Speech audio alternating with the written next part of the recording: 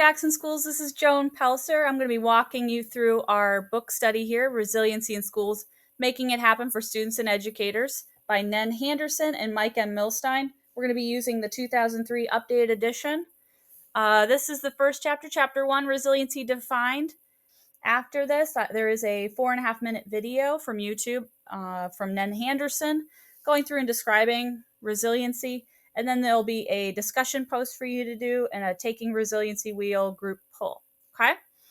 All right, let's dive on in here. Some of the questions to consider during this chapter. What is the purpose of focusing on resiliency? Also, what are some of your innate protective factors growing up?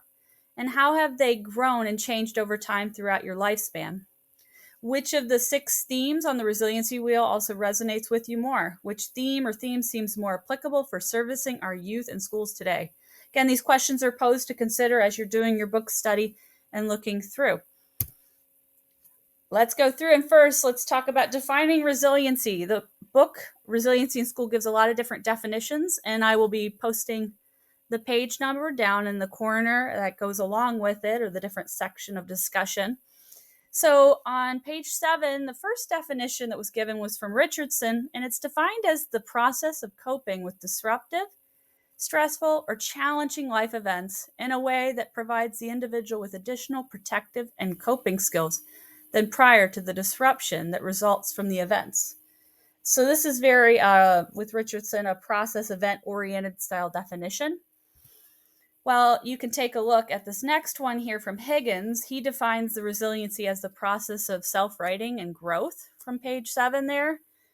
And in this one, you're going to see it's a little bit more methodical or a longitudinal kind of style definition that follows along. The next definition that was given as an example here is from Mullins. In this one, it's defined resiliency as the capacity to bounce back, to withstand hardship, and to prepare yourself. From his perspective, I think this is very humanitarian style perspective, considering a lot of their feelings and aspects like that.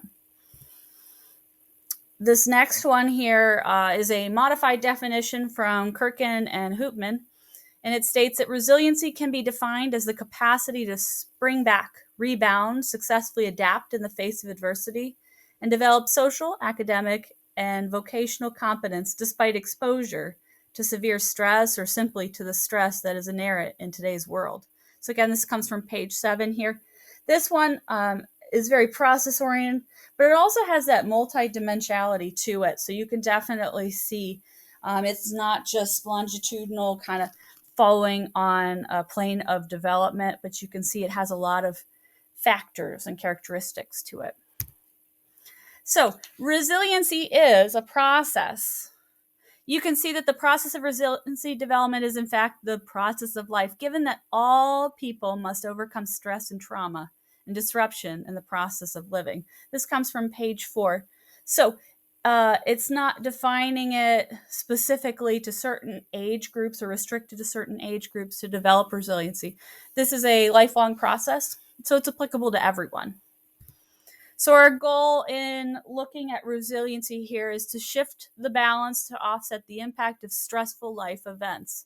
So as adults, as we work with adolescents and things like that, we want to constantly keep in mind that we want to shift that balance. And again, there's a great video in the introduction where it kind of talks about you put it on like a fulcrum with your stresses. Here's a quick little resiliency activity that you can do for yourself. Just take a moment to reflect on a person who has been positive in your life. If you do have an opportunity, make them aware of the positive impact they have on you via email, text, a note, etc. This is, again, practicing kindness. It's reinforcing resiliency is another type for that. Just to encourage it. All right, let's go into risk factors. Previous courses and things like that, you might have been learning about students have different risk factors. They might be labeled as having difficulties with their family addiction, poverty, neglect, negative school climate, community disorganization, lack of access to basic human needs. They give a lot of these examples from page 4. This is an outdated model for evaluating resiliency, though. It is limiting to just saying that they have certain risk factors, because you're not clearly identifying the cause or the problem of it.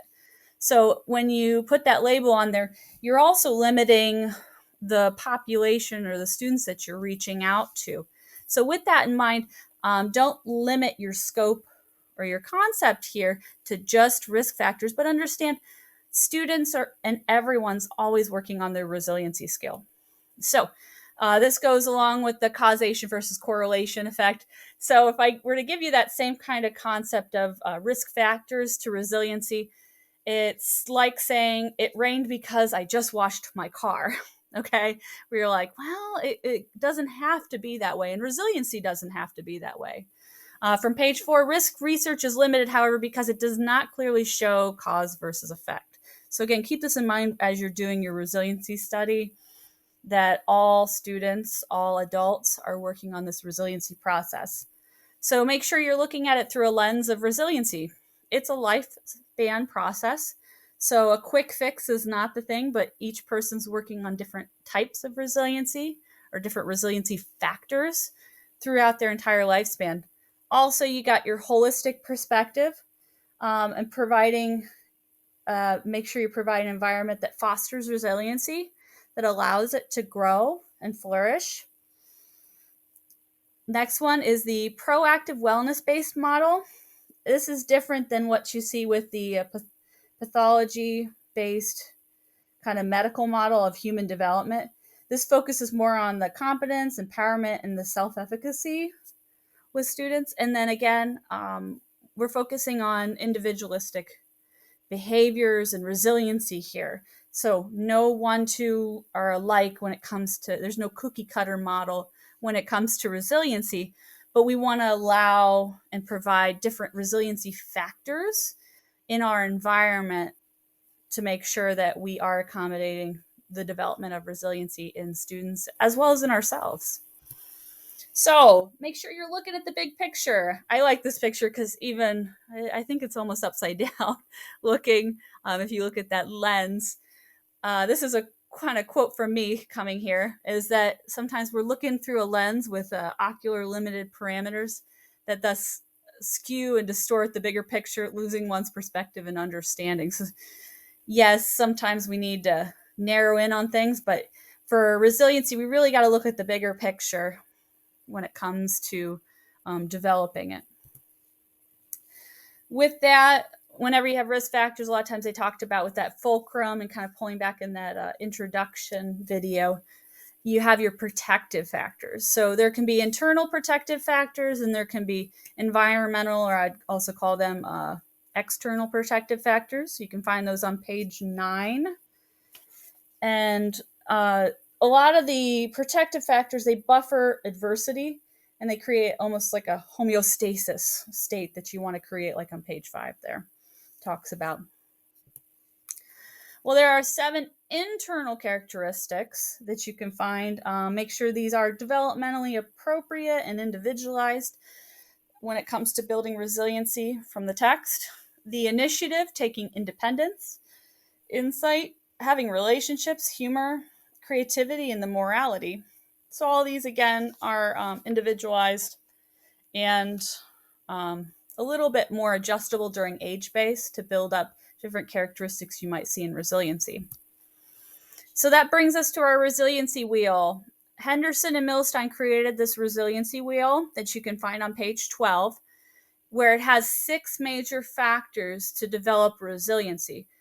Now you can see it starts at the top, kind of like at the 12 o'clock, and it goes around clockwise, where the first 3 are more mitigating or kind of helping to reduce the risk factors in your environment, while you can see the next 3 going from like your 6 o'clock to 12 o'clock clockwise are building resiliency in your environment. So these ones, as we kind of go through them here, you can see they are increased pro-social bonding.